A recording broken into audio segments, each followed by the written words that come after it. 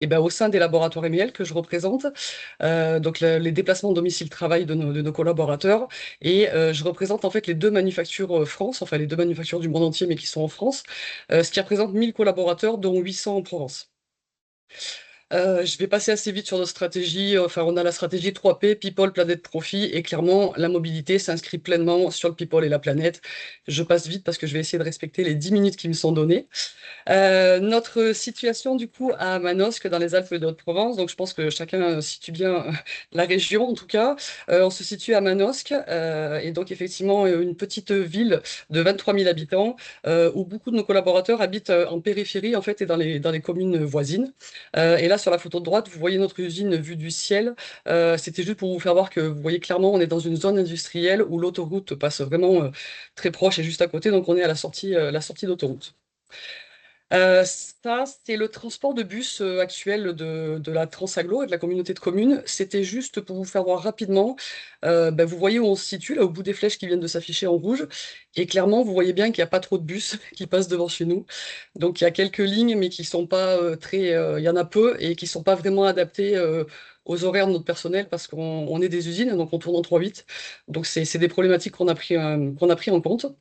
Et donc, en fait, nous, ce qu'on a fait depuis, comment dire, une quinzaine d'années, au lieu de subir en fait cette mauvaise desserte, on va dire, de nos industriels, on a décidé de créer nos propres solutions et adaptées à nos équipes. C'est pourquoi on a d'abord mis en place des navettes internes, donc adaptées à nos horaires postés, comme je vous le disais tout à l'heure. La moitié de notre population, des 1000 collaborateurs, donc on a à peu près 400 personnes qui sont en horaires postés, donc 3/8, 5h, 13h et 21h. Donc on a mis nos propres navettes internes qui faisaient le tour de toutes les communes, enfin toute une dizaine de communes autour de Manosque.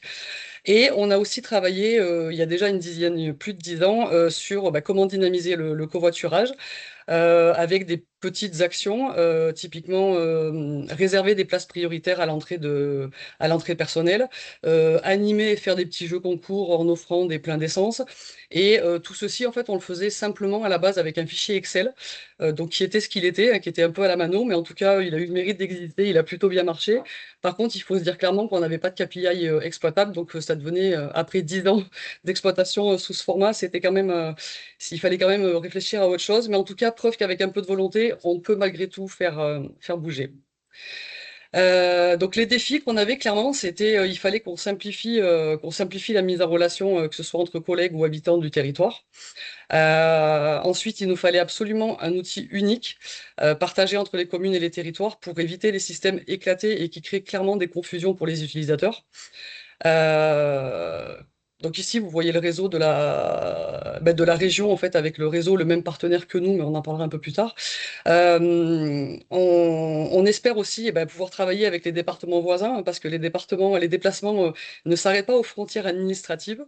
Et enfin, un point essentiel, il faudrait également réussir à harmoniser les règles de prise en charge pour les conducteurs et passagers, afin qu'ils aient une information claire et cohérente et surtout identique d'un territoire à l'autre. Parce que c'est vrai que sinon ça crée beaucoup de confusion et c'est pas simple en termes de communication et d'animation pour les entreprises. Enfin, nous en tout cas, c'est ce qu'on a relevé. Ici, donc, nous, depuis septembre 2023, nous avons mis en place une plateforme de covoiturage avec, donc, on a choisi l'opérateur Caros. Donc là, au début, c'était vraiment notre entreprise qui finançait les trajets, qui finançait les 20 premiers kilomètres de tous les trajets de nos collaborateurs pour faciliter et déployer tous ces trajets. Et à ce stade, et même avant, on était déjà en discussion en fait avec notre communauté de communes, la DLVA, afin de travailler collectivement sur notre territoire pour encore relier progressivement nos différentes zones voisines, la collectivité, les départements. Car il faut bien comprendre que nous serons nombreux, plus les trajets se multiplieront et le taux de remplissage des véhicules augmentera en conséquence en fait. Et donc, un an plus tard, la DLVA a également signé auprès de Caros. Elle nous a rejoints et clairement, ça crée un outil cohérent à l'échelle du bassin du 04 et ce qui renforce la dynamique collective. Ici, comme je vous le mentionnais tout à l'heure, notre objectif reste le même, c'est travailler avec les départements voisins et harmoniser les règles de prise en charge pour que conducteurs et passagers bénéficient d'une information claire et cohérente partout sur notre territoire.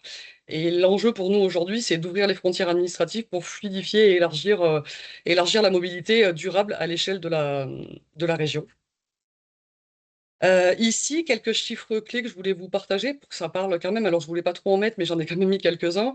Ça, c'est ce que je sors directement de notre plateforme en fait, Caros et qui clairement nous donne des KPI un peu plus fiables et structurés que ce qu'on avait avec le fichier Excel. En tout cas, en un peu plus de 2 ans, ce dispositif de covoiturage a vraiment trouvé sa place chez nous. Aujourd'hui, on a 42% de nos collaborateurs qui sont inscrits sur la plateforme, donc c'est plus de 400 personnes. Et on a 84% de ces personnes qui sont actives sur la plateforme, c'est-à-dire qu'elles covoiturent régulièrement. 91% des trajets se font entre collaborateurs Occitane pour l'instant. Donc le réseau interne fonctionne bien. Donc c'est la preuve que le covoiturage est devenu un vrai réflexe simple et naturel. Maintenant, on aimerait encore une fois l'élargir à nos entreprises voisines de notre zone et de la commune pour continuer de dynamiser tous ces trajets. En termes d'impact, eh ben, clairement, depuis ces 2 années, 66 tonnes de CO2 évitées, et ce qui représente des milliers de trajets en voiture ou plusieurs allers-retours en avion, comme vous le voyez là.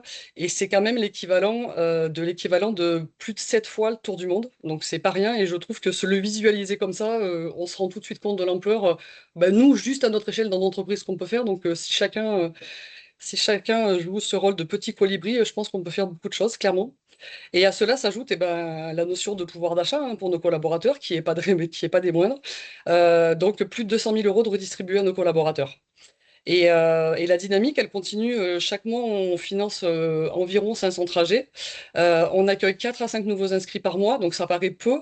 Mais dessous, en fait, vous voyez, c'est la courbe des inscriptions depuis le lancement. Donc bien sûr, au début, il y a eu un pic parce que forte animation, nouveauté, on a drivé, euh, on a drivé tout ça. Mais en tout cas, on est ravis d'avoir que 4 ou 5 nouvelles inscriptions tous les mois parce que comme vous le voyez, la courbe, elle progresse en tout cas. Donc c'est ce qu'on voulait retenir.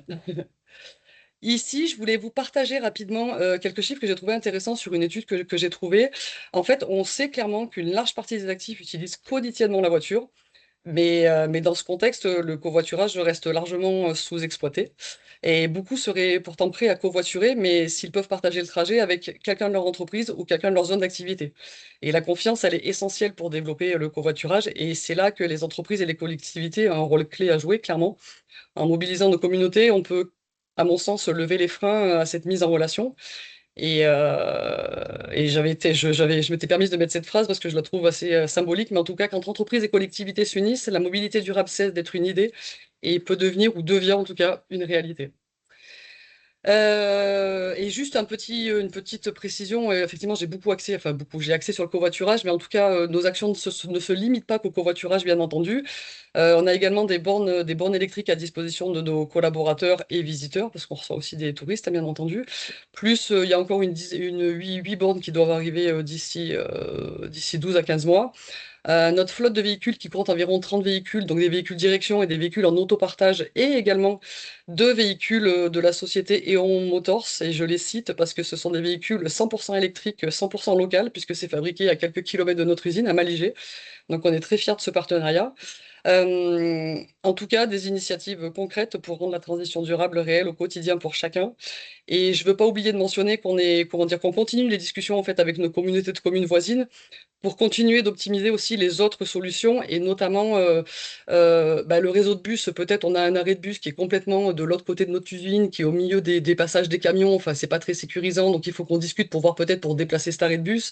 On aimerait aussi mettre un parking à vélo électrique à la gare SNCF de Manosque pour pouvoir bah, se rendre dans notre zone, parce que notre zone à pied, par exemple, on est à 50 minutes à pied de la gare, ce qui est ingérable. Mais si on arrive à travailler tous ensemble et que les communautés nous aident à avancer là-dedans, dans l'intérêt de toutes les entreprises, pas que de nous, bien entendu, parce qu'on est nombreux dans cette zone, ben, clairement, on continuera d'avancer et de développer toutes ces belles actions et pouvoir jouer sur tous les axes sur lesquels on peut travailler tous ensemble. On s'était fixé un objectif carbone en 2019, c'était de réduire de 50% les émissions carbone liées au déplacement de nos collaborateurs d'ici 2025. Donc on y est, notre fiscal se termine en mars 2026 en fait, mais on va dire qu'on y est. Et clairement, on peut le dire aujourd'hui, et ben, nous y sommes arrivés. On avait déjà réduit en fait de 38% toutes ces émissions grâce alors au télétravail, hein, clairement, ça a aussi impacté le télétravail et notre fichier Excel, comme je vous le mentionnais au début. Et depuis 2023, où on a réanimé avec la proposition de cette plateforme, on a atteint les moins 51%. Donc on est clairement fiers, on peut le dire, de cette réussite et de voir que, eh ben, clairement, le changement, il est possible, mais il est atteignable. Attendez, j'ai un problème. Juste en conclusion, en fait, je voulais juste qu'on retenir en fait trois messages clés. D'abord, la démarche que nous avons engagée simplifie vraiment la mobilité et améliore l'expérience de nos collaborateurs. Ensuite, elle apporte plus de cohérence, de fluidité et d'efficacité entre toutes nos entités. Et enfin, je vous invite, j'invite l'ensemble des collectivités et des départements à s'en saisir, et en harmonisant nos pratiques, on facilite la vie de tous et on avance plus vite ensemble. Et voilà, j'ai terminé. Je vous Un remercie. grand merci. J'ai tenu le timing en Bravo plus. J'ai été pour le vite, je suis respect désolée. du temps. J'ai pas eu à intervenir, donc Ouais, bravo. merci. Ben, merci énormément. Donc, nous allons maintenant terminer cette séquence avec une vraie réflexion sur la place de la cyclologistique qui pourrait être mise au sein des zones d'activité avec un retour d'expérience sur le marché d'intérêt national d'Avignon. Donc, j'accueille Raphaël Trouillet, président et fondateur de la Roue Tourne. Raphaël. Bonjour Johan, bonjour à tous et à toutes. Merci de m'accueillir, me donner la parole, de témoigner de notre activité. Je te laisse passer le support, Johan. Ok, il n'y Oui, a aucun souci, je m'en merci, occupe. merci. Donc, je suis N'hésite pas à commencer, hein. Allez, je suis Raphaël Trouillet, donc je vais essayer de tenir aussi les 10 minutes jusque voilà, 12h14. J'ai créé la société donc La Roue Tourne, qui est une entreprise de cycle logistique à Avignon il y a à peu près, il y a maintenant bientôt 5 ans. Donc, en préambule, le slide, le premier que vous allez voir, donc vient poser les problèmes en fait auxquels on est tous confrontés dans les zones urbaines, hein, et donc les zones d'activité économique, naturellement toute l'activité commerciale en centre-ville, mais également les zones d'activité ou industrielles qu'on peut avoir en zone urbaine. Pour ce qui concerne Avignon, on en a trois. Vous les verrez tout à l'heure sur un visuel. Alors, pour ce qui concerne ce qu'on appelle les externalités négatives de la logistique en zone urbaine, donc le transport de marchandises, c'est tout d'abord les problèmes liés à la congestion du trafic. La plus grande partie du transport de marchandises en France se fait par voie terrestre, donc c'est du transport de marchandises routier.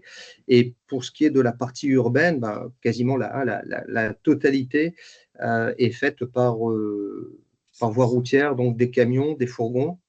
Johan, tu veux que j'essaie peut-être de passer le visuel depuis mon ordinateur? Ouais, parce que ça ne fonctionne pas de mon côté, je ne sais pas pourquoi. Allez, hop, je vais essayer de partager. C'est bizarre qu'il n'apparaisse pas. Alors,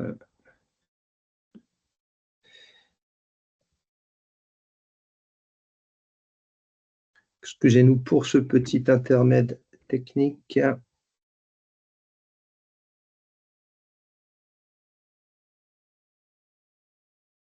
Est-ce que vous voyez mon écran?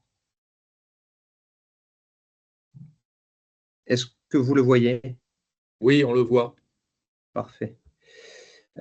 J'essaie de, hop, aller plein écran. Donc, je disais, hein, la problématique du transport de marchandises en zone urbaine, donc la congestion du trafic, hein. Deuxième aspect, l'impact sur l'environnement. 25% du CO2 émis en ville est dû au transport de marchandises. Et enfin, la notion de coût direct. On estime que le dernier kilomètre est le plus coûteux, hein, dans la chaîne de transport, entre 20 et 50% du coût total de la livraison, selon les typologies de livraison. Et on ne parle pas des coûts indirects, les externalités négatives. Il y a des questions de santé publique, par exemple, qui sont là supportées par la collectivité au travers du système d'assurance maladie. Alors, par rapport à ces aspects qu'on vient de voir, la solution, une des solutions, hein, plus modestement, en tout cas nous, celle qu'on propose s'appelle la cyclologistique. Alors, la cyclologistique, c'est le transport de marchandises en utilisant en fait comme moyen de transport le vélo et le vélo cargo, hein, particulièrement.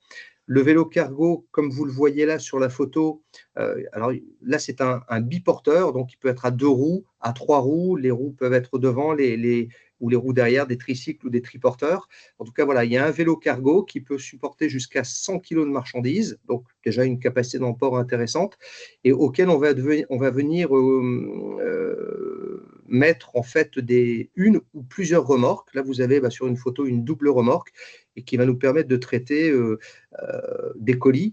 On a également des remorques qui nous permettent de prendre en charge des palettes, hein. Donc, il y a une connexion au format logistique, hein, et la palette notamment, et avec ses diviseurs, la demi-palette ou le quart de palette, qui nous permet de nous connecter avec le reste de la chaîne logistique pour toutes les marchandises qui s'inscrivent vraiment dans un plan de transport global.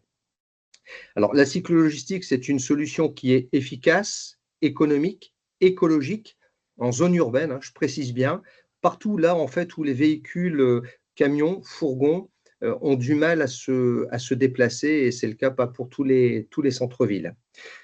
Alors, nous faisons partie d'une association qui s'appelle les boîtes à vélo et qui fédère tous les professionnels qui utilisent le vélo dans le cadre de leur activité professionnelle. Et depuis 3 ans, sous l'égide donc des boîtes à vélo, s'est créée la Fédération professionnelle de cyclo-logistique, donc là qui vient vraiment concerner les opérateurs comme mon entreprise, et qui nous permet de promouvoir en fait notre activité et d'être un interlocuteur unique auprès du ministère du Transport et puis des syndicats de transport notamment. Quelques chiffres pour vous présenter donc mon entreprise, création donc il y a bientôt 5 ans, 4 TP, plus quelques renforts occasionnels au moment des pics d'activité, notamment nous avons la période du festival, hein, Festival d'Avignon. En 2025, nous effectuerons un peu plus de 10 000 livraisons. Ça représente 700 tonnes de marchandises pour plus de 7 tonnes de CO2 économisées. Alors, pour notre activité, on a besoin de 4 ressources principalement. Vous les avez en photo. Donc, il nous faut un entrepôt. Nous sommes installés sur le mine d'Avignon, donc le marché d'intérêt national. Nous avons un entrepôt avec des quais poids lourds qui nous permettent donc d'accueillir des marchandises. Je vous en parlerai sur le slide d'après.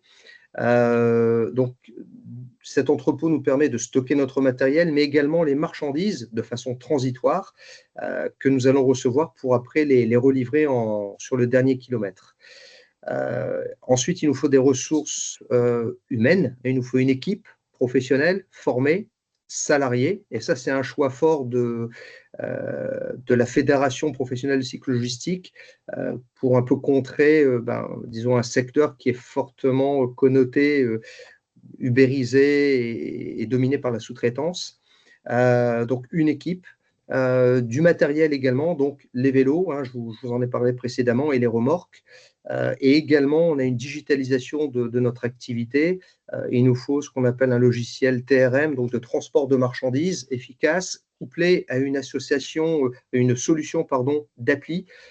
Donc chacun de nos livreurs a l'appli sur son téléphone portable, et ça permet de gérer les flux de façon efficace et d'informer nos clients en temps réel de la bonne conformité des livraisons. Concernant donc nos activités, elles se séparent en 4 types. Depuis maintenant bientôt 4 ans, nous avons un partenariat avec 2 transporteurs, un de dimension mondiale et l'autre de dimension européenne, donc les transports DB Schenker et les transports Epner, pour lesquels nous opérons donc sur la ville d'Avignon. Tous les matins, en fait, ils viennent en semi-remorque ou en poids lourd nous livrer plusieurs dizaines de palettes ou demi-palettes ou colis. On va les accueillir dans notre entrepôt, les trier et après les répartir en zone de picking pour que ça reparte en fait en livraison dans les meilleurs délais. Donc ça, c'est ce qu'on appelle le cross-docking, hein, dernier kilomètre, avec ces deux gros transporteurs. Une deuxième partie de notre activité là, concerne en fait la livraison de repas aux cantines scolaires du centre-ville d'Avignon. Alors là, c'est un projet sur lequel on a travaillé, on a commencé à travailler il y a 2 ans et demi. Aujourd'hui, on livre presque 1000 repas tous les matins, donc 140 jours par an, aux cantines scolaires du centre-ville en isothermie, en température dirigée. Donc c'est la photo en bas à gauche que vous voyez, donc dans des caisses isothermes qui font 60 cm par 40. C'est une activité qui donne vraiment une pleine satisfaction quant aux résultats. On est en économie circulaire, donc c'est très intéressant. On ramène les contenants sales de la veille pour les déposer dans un centre de lavage qui est basé sur le Mine. Et à noter que la cuisine centrale, donc qui prépare ces repas, est basée également sur le Mine d'Avignon. Donc on est au sein d'un vrai écosystème qui est très vertueux pour nous. Donc voilà, la livraison de repas dans les cantines scolaires, deuxième activité. Troisième segment d'activité, ce que j'appelle les courses diverses. Donc là, on a une trentaine de clients chez lesquels on va se rendre pour retirer de la marchandise et aller livrer à leurs clients à eux. Ça peut être, donc par exemple, BR, c'est un boulanger qui est basé aux Mines, qui fait du pain bio, et on livre toute sa clientèle en hôtellerie et restauration dans le centre-ville d'Avignon. Aline Géant, c'est une chocolatière. En plus de livrer ses produits, on stocke ses matières sèches, donc ses cartons d'emballage dans notre entrepôt, et on alimente ces 2 points qu'elle a en centre-ville régulièrement. Paysans d'Avignon, c'est un regroupement de producteurs locaux en fruits et légumes. Pareil, on va chercher chez eux leurs produits pour les livrer à leurs clients en centre-ville. La quatrième et dernière, typologie d'activité, c'est ce qu'on appelle la reverse, l'activité reverse, et ça concerne notamment la collecte des déchets. Alors ça rejoint ce que M. Rayola nous présentait tout à l'heure. Moi, ça me parlait parce que c'est, à mon sens, un secteur d'activité sur lequel on va être amené à se positionner de plus en plus, hein, dans les années qui viennent. On collecte à ce jour plus d'1 tonne de biodéchets pour le compte des Alchimistes, qui est un opérateur spécialisé dans la collecte et la transformation des déchets organiques en compost. Donc, on collecte auprès d'hôtels et de restaurants régulièrement, une dizaine d'établissements en centre-ville. Pour Lemon Tree, on collecte 5 types de déchets différents chez un de leurs clients qui a un commerce en centre-ville. Et pour Végétoil, on collecte de l'huile usagée auprès de la restauration du centre-ville également. La dizaine d'établissements qu'on collecte pour les biodéchets avec les Alchimistes, le potentiel est nettement plus grand, hein, puisque c'est 150 établissements qu'on pourrait être amené à collecter. Le cadre réglementaire existe depuis 1 an et demi. Hein, la collecte est obligatoire auprès d'un professionnel et d'un prestataire agréé. Bon, il n'y a pas aujourd'hui vraiment de démarche coercitive, donc voilà, c'est quelque chose qui se met en place, mais qui va être amené vraiment à beaucoup se développer. Alors, une chose très importante concernant notre activité, c'est la zone de pertinence. Où est-ce qu'on est pertinent en cycle logistique? Vous voyez donc à l'ouest et à l'est d'Avignon. Donc là, sur la carte, ce sont les cercles le cercle plus allongé, donc à droite et à gauche de la carte. Ce sont des zones d'activité. À gauche, donc, c'est la zone d'activité de Courtine, qui fait partie d'Avignon, mais qui est excentrée et où on ne va plus. On ne va plus alors que c'est à 4,5 km, 5 km, mais l'accessibilité n'est pas aisée pour y aller. Et du coup, 5 km, on sait les faire, mais sur notre modèle économique, on est hors jeu. Voilà, donc c'est important et c'est ce que je mets dans le cadre à gauche. La zone de pertinence de la livraison pour la cycle logistique, il faut toujours la questionner et territoire par territoire, c'est-à-dire vraiment ville par ville. Chaque ville a ses particularités. À Marseille ou à Aix, il y a davantage de relief qu'à Avignon. On peut avoir des réseaux de pistes cyclables plus ou moins développés, hein, selon les politiques qui ont été développées à ce niveau. Donc, à chaque fois, on va aller questionner la densité, surtout la densité des opérateurs économiques. Nous, on livre vraiment on fait vraiment du B2B. Donc, la densité, la distance, la possibilité de mutualisation. Donc, par exemple, là, je vous citais de la reverse, hein, la collecte de déchets. Ben, à l'aller, on part avec des marchandises qu'on va livrer et au retour, on va revenir avec des déchets. Donc, on va optimiser, hein, à l'aller comme au retour la valorisation de nos déplacements. Et on va regarder la cyclabilité des parcours parce que parfois, voilà, une zone qui nous paraît proche, en fait, on est hors jeu pour qu'économiquement, on puisse apporter une solution satisfaisante à nos clients. Voilà. Donc, Anvers au centre, c'est aujourd'hui la zone de livraison sur laquelle on opère. En gros, c'est un cercle de 4 km de diamètre. Notre entrepôt est légèrement excentré. En fait, voilà, c'est la réalité du terrain là qui parle. Au milieu du cercle, il n'y a pas d'entrepôt avec des quais poids lourds. On est déjà dans une zone urbaine très concentrée. Donc, il faut à chaque fois, ville par ville, étudier les meilleurs sites d'implantation pour pouvoir en fait opérer et proposer nos services. Voilà, j'espère avoir tenu le timing. Je suis à votre disposition pour toute question. Merci beaucoup. Un grand merci. Donc, comme vous l'avez vu, nous avons un petit peu dérivé sur le temps.